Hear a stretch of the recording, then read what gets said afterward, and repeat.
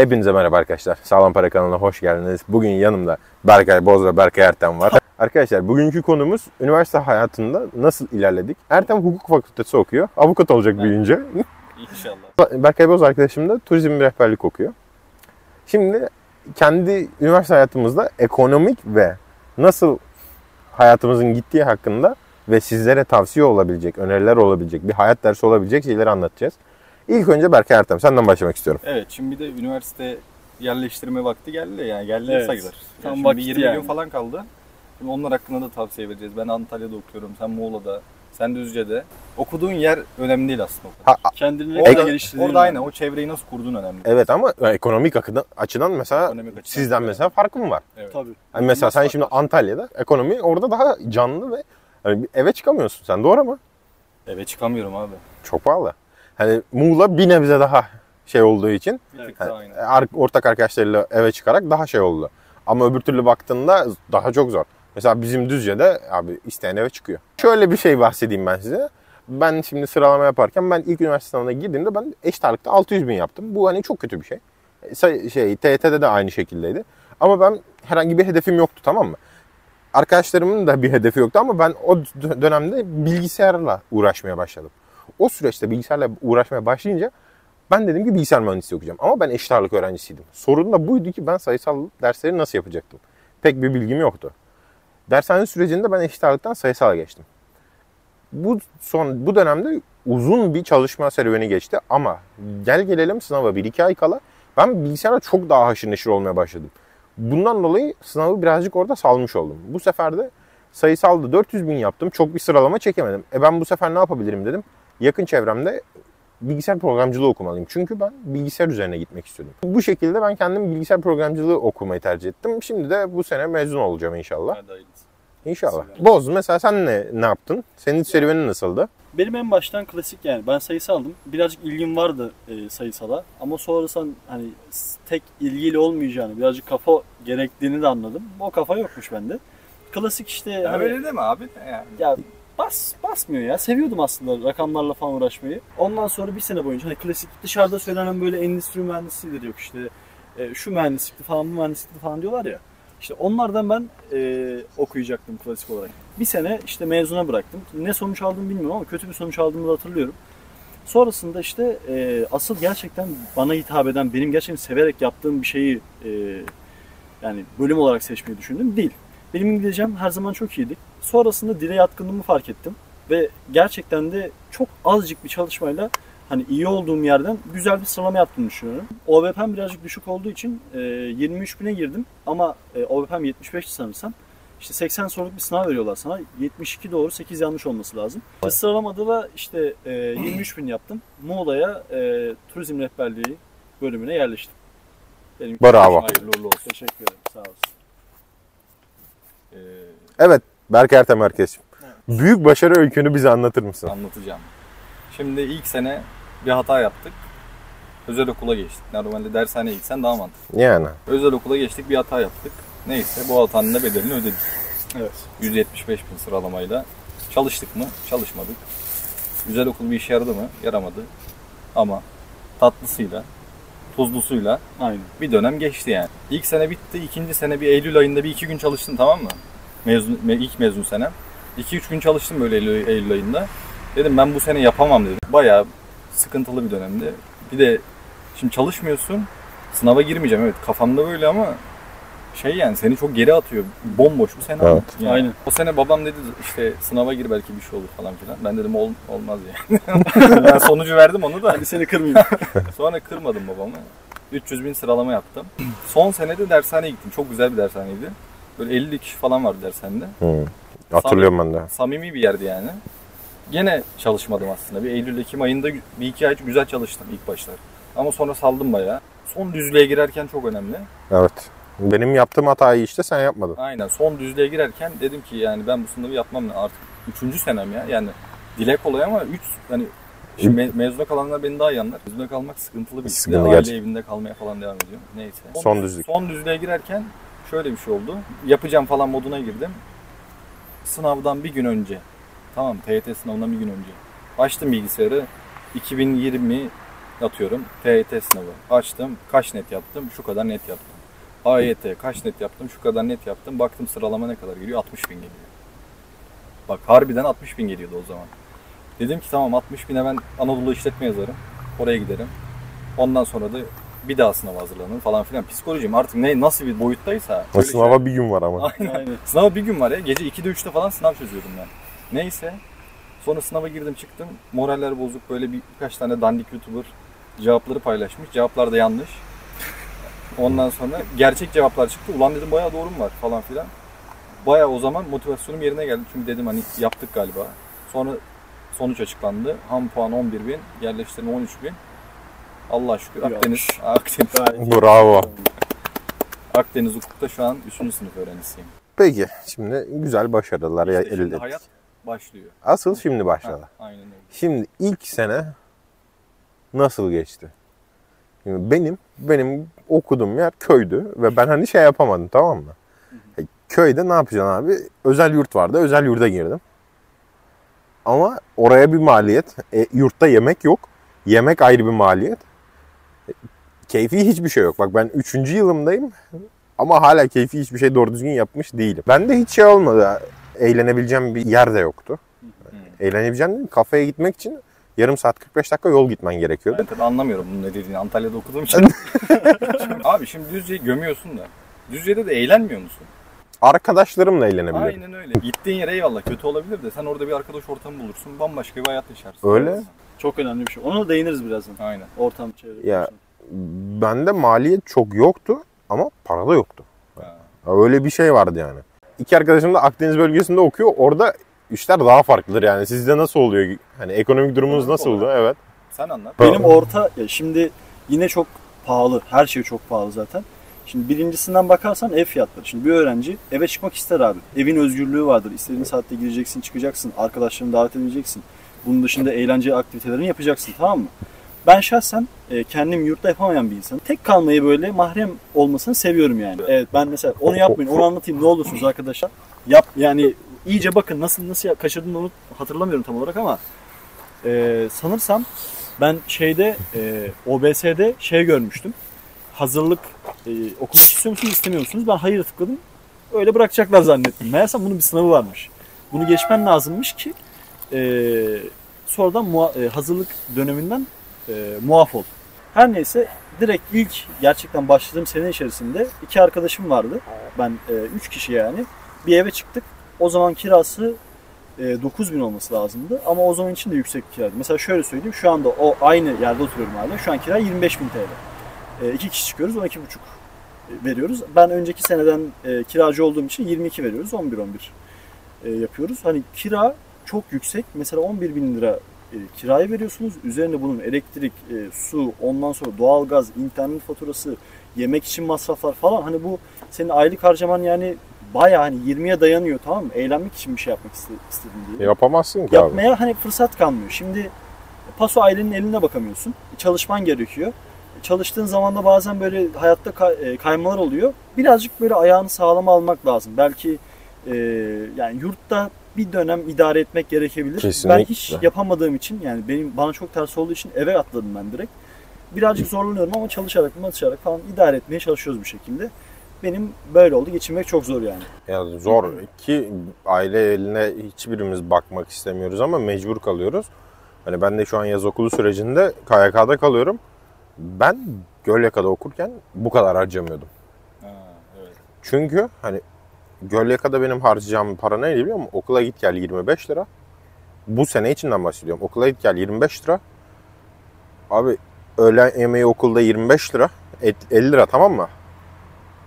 Akşam yemeği yiyorum. Yurtta yemek yok. 100 liraya yiyorum. Ve doyuyorum da.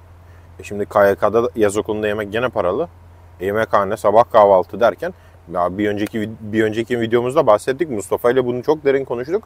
Yetmiyor para. Çok Berkay o konuda çok haklı. Hani ben hani düzce yani merkez ve köy arasında bile bu kadar fark varken anlamıyorum yani. Şimdi ben anlatayım. Abi Antalya'ya gittim. KYK. Eyvallah. 6 kişilik. Eyvallah. Klima yok. Bu da biraz abartılıyor, açık söyleyeyim. Ne abartılı Biraz abi? abartılıyor. Neden biliyor musun? Şimdi sen üniversiteye gittiğin zaman vakit 9 ay falan. Eylül'de gittin diyelim. Eylül'de zaten tam Antalya sıcak eyvallah. Bir Eylül'de ihtiyaç duyarsın klima.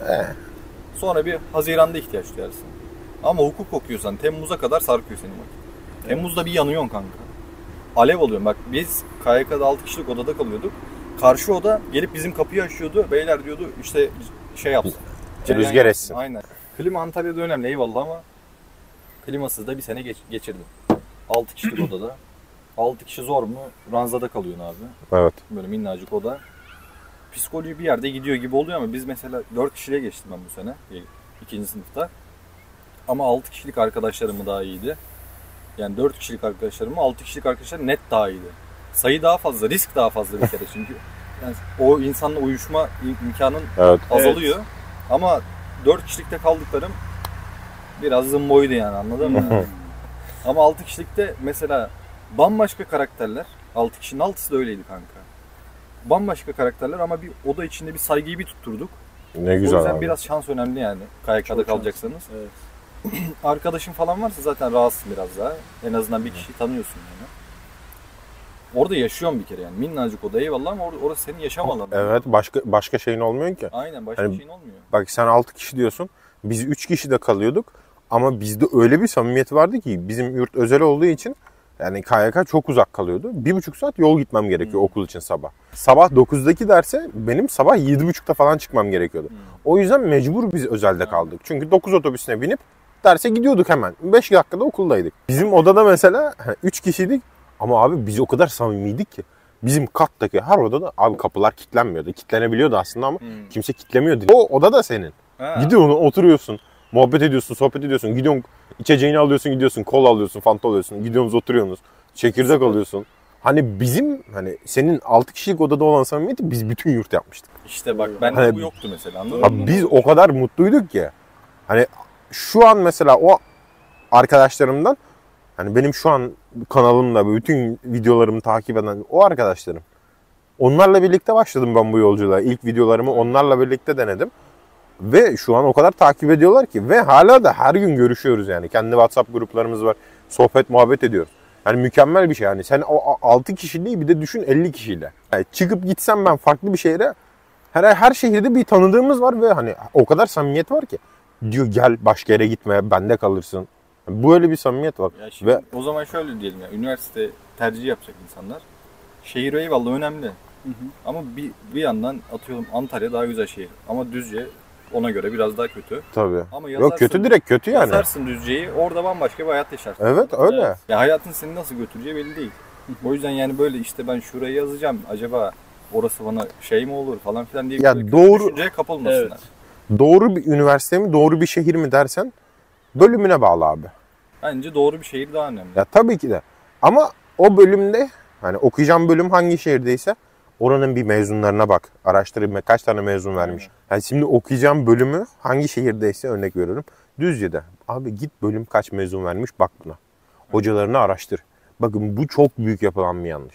Sen gideceğin bölümü hangi şehirdeyse puanı tutuyorsa ve ihtimalin varsa sıralama yapacaksın değil mi abi? Bunu girip yazacaksın, bakacaksın. Antalya pahalı diye bir algı var bak şimdi. Şok bir bilgi veriyorum size. Sen diyorsun ya Düzce'de okuyorum, Antalya'da daha çok harcarsın. Tamam eyvallah, eve çıkarsan daha çok harcarsın. Evet. Ama orada bir yemek ye, bir kafede otur, bir şey yap. O kadar da abartıldığı kadar pahalı değil. Hani öğrenci olarak yaşamak istersen orada yaşarsın ki yaşıyorum ben. Yani klasik bir öğrencinin mesela söyleyeceği şey nedir? Tavuk dürümdür. Sen öğrencisin abi, kendine gel. Aynen öyle yani. Sen gideceksin. Tavuk dürüme bir 50-60 lira vereceksin. Zehirleneceksin, kusacaksın, evet, anladın mı? Çok bunları yaşamadın. Sanayiye gideceksin. 100 liraya tabildot yiyeceksin abi. Aa bak bu da güzel tavsiye. Bak. Evet. Buradan Tahir abiye selamlar Gölyaka'dan. Ne zaman Gölyaka'ya gideyim fix. Menüm abi şu. Önemli. Ezogelin çorbası, pilav, tavuk sote, komposto. Nerede bu? Sanayi mi? Hayır. Bu Gölyaka merkezde. Gidin bakın lokal bölgenizde lokantaları araştırın. Öğrenciye ucuza verenler var çoğu. Çünkü Antalya'da nasıl bilmiyorum ama Düzce'de öğrenciyi çok seviyorlar. Çünkü Düzce'nin geçim kaynağı öğrenci. Otobüs şoförüyle ben konuştum geçen gün gelirken. Diyor bu yaz okulu olmasaydı diyor biz bitmiştik diyor. Yok. Bizim için biraz turist. Bizde şöyle seviyorlar. Kampüsteki restoranlar seviyor. Yani onun dışı Antalya büyük bir şehir olduğu için genelde Yani. turist hesaplama modunda Aynen. oldukları için biraz hani öğrenci hayatı orada şey değil, o kadar aktif değil. Evet. Ama kampüsün içinde bir mekana gidersin. Orası ucuzdur yani, anladın mı? O senin adam der ki gel seni doyurayım. Peki soracağım asıl en önemlilerden biri. Kampüsteki yemekhane kaç para? Kampüsteki yemekhane kaç para? Evet. İlk sene 15 liraydı. Evet. Bizde 10 liraydı. İkinci senede galiba 30 yaptılar. Şu an Gitmedi, Muğla'da hiç nasıl? bilmiyorum. Ben hiç bilmiyorum. Ben paso ev olduğum için Ha doğru. Makarna time. makarna time, direkt makarna time. Yine evde Yumurta olma şey çakıyorum. değil bu arada. Gene kullanılır. Aslında yapılır da benim zamanım uymuyor ya. Aynen, benim de zamanım yok demiş. Yani. Bizde 15 liraydı ilk başladığımda 10 liraydı. Sonra 15 oldu. Şu anda da 25 lira. Gayet makul ya. Ve güzel de yemekler yani, Allah'a çok şükür. Ya karnımız doyuyor abi. Ya öğlende onu yedikten sonra akşam 7'de 8'de yurtta yemek yedim mi benim tamam tokum. Ben şunu söyleyecektim bak. Genelde şöyle bir algı var abi. Diyorlar ki şimdi YKS'ye girdikten sonra üniversiteye yerleştik, eyvallah. Üniversitede bir sınava giriyorsun. Diyorlar ki YKS üniversitedeki bir sınava bedeldir. Hatta üniversitedeki sınav YKS'den daha zordur. Evet. Yanlış düşünüyorsun bence. Hani Doğru. bir sınava bedel değil abi. Yani o YKS ayrı bir süreç, üniversite ayrı bir süreç yani. Çok saçma bir Ya ben düşünce. de onu diyorum zaten. Böyle insanlar genelde YKS'ye girenlerin böyle gözünü korkutuyorlar, anladın mı? Diyorlar ki işte yok YKS hiçbir şey değil, işte o dandik bir şey falan. Tamam eyvallah, üniversitedeki sınavlar zor. Biraz daha hatta hani bir alana yöneldiği için daha da tabii zor ki de. yani. Hani derinlemesine iniyorsun bir konuya sonuçta. Evet. O konuda Ama ben kesinlikle abi yani üniversitede daha rahat olduğunu düşünüyorum. Her türlü ders açısından bence daha rahat. Ya okuduğumuz bölüme göre değişir. Evet. O çok önemli bir faktör ama böyle ekstrem zor Şimdi bölümler, ben- matematiktir, fiziktir, hukuktur mesela bunlar olmadığı sürece bence diğer bölümlerde ya bilgisayar... Ya mühendisliklerde şöyle. Ya mühendislikler mesela. Mühendisliklerde lise 5 dersleri var, tamam mı? Bunlar öğrenciyi zorluyor. Ama bunu yaparken de şimdi Berkay lafını kestim ama yani önemli bir yere de değindi Boz. Mühendisliklerde dediğim gibi lise 5 dersleri var, tamam mı? Bunlar gerçekten zorluyor. Ama bir yandan da mühendislikte şu var. Sen örnek veriyorum bilgisayar mühendisliği okuduğunda sen şunu yapamıyorsun. Ben gideyim de hani proje geliştirmek nasıl, derste bunları öğrenemiyorsun. Ben tam tersi bilgisayar programcılığı tercih ettiğimde pişman olmadığımın kanıtıdır. Ben mesleki dersler daha çok gördüm ve ben hani tamam temel matematiktir, fizik bu dersleri gördük ama baktığımda ben şu an proje geliştirebilecek seviyedeyim. Ama mesele burada. Yani tamamen üniversiteye göre şekilleniyor sınav şeyi. Mesela hukukta sınavlar daha zordur belki mühendislikten. Bilmiyorum. Yani bu işte sizin deneyimlerinize göre gelecek. Ya bir de abi herkes yani tamam eyvallah çift ana dal yapan var, yan dal falan filan. tabii. Bunları yapan var da yani sonuçta ben şimdi hukuk okuyorum. Tıp okuyan birine ulan bu dersler ders mi diyemem yani, anladın Tabii mı? tabii. Onun zorluğu ayrı, onun zorluğu. Ben Tabii. gördüğüm kadarıyla üniversitede genelde hocalar biraz zorluyor abi. Her bölümü zorluyorlar yani. Böyle rahat bölüm okuyan var mı? Çok azdır yani, anladın mı? Rahat bir bölüm okurum. Ben rahat okuyorum. Ya Benim çok biraz azdır, rahat. azdır ama yani. Yani çok zor değil ya dersleri. Ya bir gece önce çalışıp verebiliyorum rahatlıkla. Bu arada ben de öyle yapıyorum. Öyle. Ben de öyle olmuyor. Hukukta yapıyorum ama hukukta da şöyle bir kilit nokta var. Eyvallah 2 seneyi geçtim ben. Bir de Akdeniz için konuşuyorum. Şimdi atıyorum Marmara, İstanbul düşünen varsa oralarda benim yaptığımı zor yaparsın yani. Biraz şans işi, anladın mı? Hani son dakika bir şeye çalışıyorsun. Orada aklında kalanla bir şey yapıyorsun. O kadar kolay bir şey değil. Bir de zekayla alakası yok. Neyse. Evet. Şimdi ben 2 sene Çalışmayla alakalı. Aynen, çalışmayla alakalı. Ne kadar verimli çalıştığın önemli yani. Şimdi 3. Evet. sınıfta ben aynı taktiği devam ettirsem büyük ihtimalle kalırım. Anladın mı? O yüzden 3'e mesela şu an daha böyle istekli, arzuluyum. Çünkü 3. sınıfta günü gününe çalışmazsam çok zor dersler. Yani ona göre bir üniversite hayatınızda bir strateji yürütün. Hem sosyalliğinizi şey yapmayın, aksatmayın. Hem sosyal olun hem de bir üniversitede bir strateji yürütün. Atıyorum bir sene kalacağım diyeyim kafanızdan, anladın mı? Ya bir de şu var der yani üniversiteyi uzattın, bu hiçbir şeyin dünyanın sonu değil bu Aynen yani. öyle. Evet. Uzattıysan uzattın abi, yapılacak bir şey yok. Ki o bir sene bile sana çok büyük deneyimler katacak. Aynen öyle. Hani ben bir sene uzattım. Abi ben tabii ki de olağanüstü durumlar dolayı uzadı. Benim biliyorsunuz Düzce'de deprem oldu. Peşine Hatay'da deprem oldu. Allah herkese yardım etsin bu konuda. Hani deprem çok kötü bir şeydi. Hani bunu yaşadıktan sonra benim 1. sınıfım hiç oldu. Çünkü hiçbir şey öğrenemedim. Ve Düzce'de depremi yaşadıktan sonra merkez üstü de Gölyaka'ydı. O psikolojiyle ben toparlayamadım abi hiçbir şey. Direkt 2. sınıf derslerine geçtik. Proje dersleri hepsi. Ben bunları toparlayamayınca bir sene uzamak durumunda kaldım. Bir de şöyle bir şey, hukukta bir laf vardır. 4 senede okulu bitiren iyi avukat olmaz. Bu net yani, anladın mı? Sen o hani illa uzatın da demiyorum yani, genelleme bu. Yani 4 senede. Dayanağı nedir peki bunun? Bunun dayanağı ne biliyor musun? tecrübe edinmesi adına diyor bunu. Tecrübe, bir de şöyle bir şey. Sen kafanı kitapları gömdün, eyvallah. 4 senede bitirdin. Bütün her şeyi takır takır biliyorsun. Ama bunu Gerçek hayat kitap değil ki. Bir pratiğe dökmeye kalktığın zaman kilitleniyorsun. Avukatlık bambaşka meslek yani. Şimdi yapacağım meslek diye övmeye kalkmıyorum da, hem esnafsın abi, hem çok bilgilisin, hem fiziksel yoruluyorsun, hem psikolojik yoruluyorsun. Bizde de nasıl biliyor musun? YLKMYO bilgisayardan 2 senede mezun olan yok abi. Yani 2 senede mezun olabiliyorsa o kişi ya zaten yazılımcıdır ya da öyle birisi yoktur abi. Aynen. Yani 2'de mezun olan, yani bizim şu an üniversite en son 2023'te mezun verdi. Hala bir mezun yok. İnşallah bu sene biz mezun vereceğiz işte. 2 senedir mezun yok. Şaka yapıyorsun sen. O yüzden bak, o dediğin doğru işte, bak araştır bir, mezunlar ne yapıyor, ne İşte. Evet. Bundan bahsettim ben de. Katlasa giriliyor arkadaşlar. Ben şimdi hukukta okuduğum için hukukla alakalı örnek vereyim. HMGS diye bir sınav çıktı. O sınavda işte hukuk mesleklerine giriş sınavı. Avukat olmadan önce bu sınava giriyor. Bunun başarı yüzdesine bir üniversitenin bakın. İşte 9 Eylül atıyorum, hakim savcı mı mezun veriyor, avukat mı mezun veriyor, bir araştırın. Hukukla alakalı kısa bir tavsiye böyle. Evet. Şeyde bence hemfikir olabiliriz. Birazcık geri konularda kaldı ama hani üniversitede mi daha çok sınavlarda zorlanıyoruz yoksa YKS'de mi? Şöyle, hepimizin ortak katılabileceği bir şey. Bence üniversitedeki derslerde, sınavlarda YKS'deki Baskı yok üstünde. mental baskı yok. Evet. Ve çok o doğru. işleri gerçekten çok kolaylaştırıyor. Çünkü bazen insan baskı altındayken, stresliyken hani sınavlarda hata yapabiliyor, şey yapabiliyor. Stres yönetimi denilen bir şey var abi. Genel olarak gençlerde olan hani bu Aynen, çağımızın problemi, anksiyete, kendinle savaşın ya var yani. Çünkü hani konuyu bölüyor gibi olacağım ama aslında bölmüyorum. Gençlerin şu anki en büyük sorunu ne abi? Hani biz de genciz. Stres. Gelecek Stres kaygısı. yönetimi, gelecek kaygısı. Hani bunlarla savaşıyorsun abi. Yani ne ki yani etraftakiler. Aynen. Hani okul neymiş, şey neymiş. Tamam abi, bitti okul, tamam benim. Ne yapacağım? Bak gene bir sınav başlıyor. İşte Aynen. YKS'dekilerin Bir de direkt bunlar olurken diyorsun ki gençliğimi nasıl yaşayayım? bence Ertem'in şeyi de senin hani şu an girsen mesela kat kat daha iyi alırım demenin sebebini de şuna bağlıyorum. Sen şimdi o mental baskı da olmayacak. Aynen. O yüzden her Öyle. türlü kanka daha iyi performanslar Aynen. gidersin yani. En büyük farkı bu diyebiliriz yani. Yerleşenler hayırlı olsun. Evet. Yerleşemeyenler de üzülmesin. Yani. Hayat bitmedi. Yani 2 sene mezuna kalmış biri olarak. Pişman mıyım? Değilim.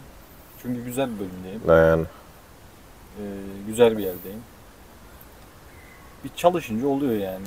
Olduğu kadar deyip geçin yani. Kendinizi çok üzmeyin. Kesinlikle yardım alın. Hocalarınızdan, hani dershaneye gidiyorsanız öğretmenlerinizin bir fikirlerini danışın. Ama öncelikle siz kendi ne istediğinizde Aynen. iyi tartın. Evet. Bence bu çok önemli bir şey. Çünkü istemediğin, sevmediğin bir şey yaparsan sonrasında bir sene okursun, dersin ki abi bu benim bölümüm değil, ben bunu niye okuyorum dersin. Tabii ki de. Zehir Bir olur. hedefiniz olsun. Zehir Kısaca. olur aynen. Aynen öyle. Arkadaşlar, videomuzu izlediğiniz için teşekkür ederiz. Buraya kadar geldiyseniz ve beğendiyseniz like atmayı, abone olmayı unutmayın. Beğenmediyseniz yorumlarda belirtmeyi de unutmayın. Nelere dikkat etmeliyiz? Üslubumuzda bir yanlış olduysa sizlerden özür dileriz. Sağlam Para kanalını takip etmeye devam edin. Görüşmek üzere.